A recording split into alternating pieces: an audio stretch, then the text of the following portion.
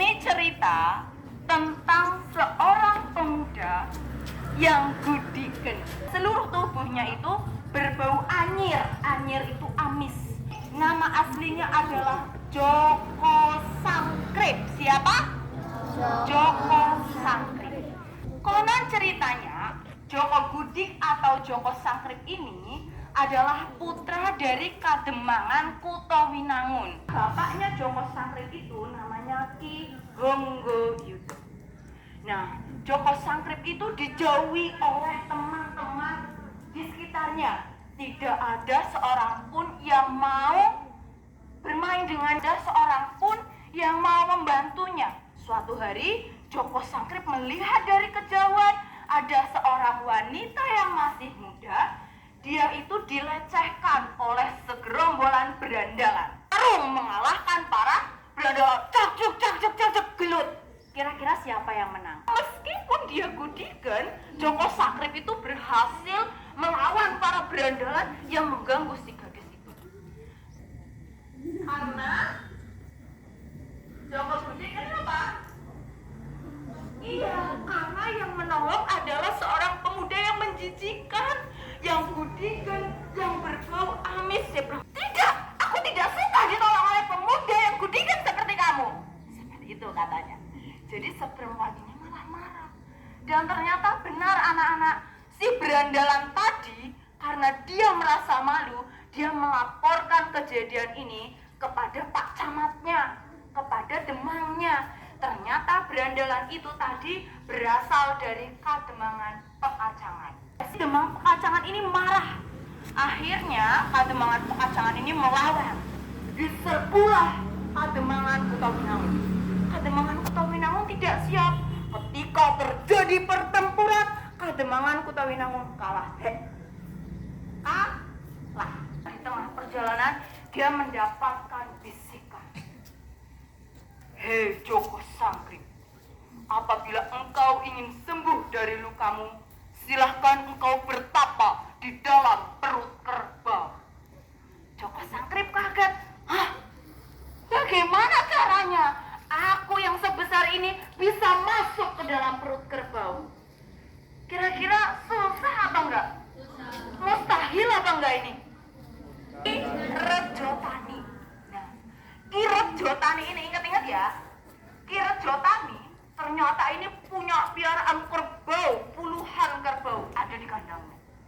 Kemudian Joko Sangkrip batin. Tapi ya Tuhan, bagaimana caranya aku bisa masuk ke dalam perut kerbau itu? Karena kelelahan, si Joko Sangkrip tertidur. Dalam tidurnya, Joko Sangkrip itu merasa dia seolah-olah dibopong. Rusuk! Dia dimasukkan ke dalam perut kerbau. Iya, ketika dia bangun, di mana ini aku? Si Ki Rejotani ini ternyata punya anak gadis yang cantik jelita. Nah, kayak siapa ya? Kayak murid-murid deh Bu. Ini yang perempuan cantik-cantik semua. Namanya adalah Pandanwangi. Ki Rejotani ini dengan anaknya itu juga dimimpiin tanah yang ada di belakang rumahnya. Kemudian dia juga disuruh menyembelih salah satu kerbau bulenya. Ki Rejotani ini bingung, loh, kenapa aku harus menyembelih salah satu kerbauku? Kenapa aku harus membuat galian tanah di belakang rumahku? Tapi mimpi itu terus berdatangan. Akhirnya Ki Rejotani dengan dibantu oleh anaknya yang namanya siapa? Pandanwangi itu menggali belakang rumahnya, digali. Ceruk. Tiba-tiba dari galiannya ini muncullah sumber mata air. Kemudian ada mimpi lagi yang datang. Mimpinya itu bilang seperti ini. Sendang itu hanya boleh dipakai oleh siapa kira-kira? Lehernya dulu. Setelah dibelah ada suara Joko Sangkrip. Tolong, hati-hati Ki Rejotani. Aku ada di dalam perut kerbau ini, Ki Rejotani. Belum mengaring jero sendang gue.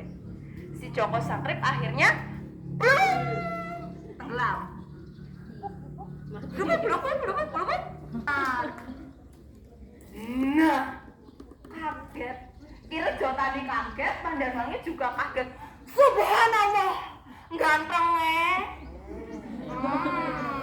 Gantengnya. Ternyata si Joko Gudik alias Joko Sangkrip itu aslinya adalah pemuda sing gagah, sing gantengnya ora patut, putih resik. Subhanallah. Keluarlah Joko Sangkrip dari sendangnya. Kemudian akhirnya ada yang jatuh cinta. Siapa yang jatuh cinta? Betul, pada pinter, berarti nggak tekahkan. Pandanwangi jatuh cinta dengan Joko Sangkrip. Akhirnya mereka menikah. Setelah mereka menikah, mereka itu pergi ke arah mulon lagi sampai ke daerah Sangkrip diganggu oleh kera. Udah kera sakti. Iya, kayak kera sakti, tapi udah kera sakti. Keranya ini putih. Nah, mereka bertarung. Sing menang Joko Sangkrip. Karena si kera putihnya kalah, kera putih akhirnya ngomong, "Hei Joko Sangkrip, sak janjane kowe udu anak kandungnya Ki Hanggayuda. Kowe titisan dari kerajaan Kartasura." Nah, si Joko Sangkrip kaget. "Hah? Apa iya? Mana akte kelahiranku?" Gak ada ya. Zaman dulu tidak ada, belum ada akte kelahiran. Mengetahui bahwa Ki Hanggayuda ini bukan ayah kandungnya, Joko Sangkrip pun tidak lanjut marah. Tapi begitu Joko Sangkrip sekarang ada di ayah, ada orang Kutawinangun datang ke sana. Laporan. Joko Sangkrip yang baik hati, aku ingin melaporkan keadaan Kutawinangun. Kalau Kutawinangun itu kalah oleh Kademangan Pekacangan. Saat ini Kademangan Kutawinangun ini diporak-porandakan. Mendengar berita ini, Joko Sangkrip pun datang lagi ke Kutawinangun, kemudian mengalahkan Kademangan Pekacangan. Akhirnya Kademangan Kutawinangun kembali berjaya lagi. Joko Sangkrip masih gudikan apa enggak? Enggak, sudah tidak gudikan.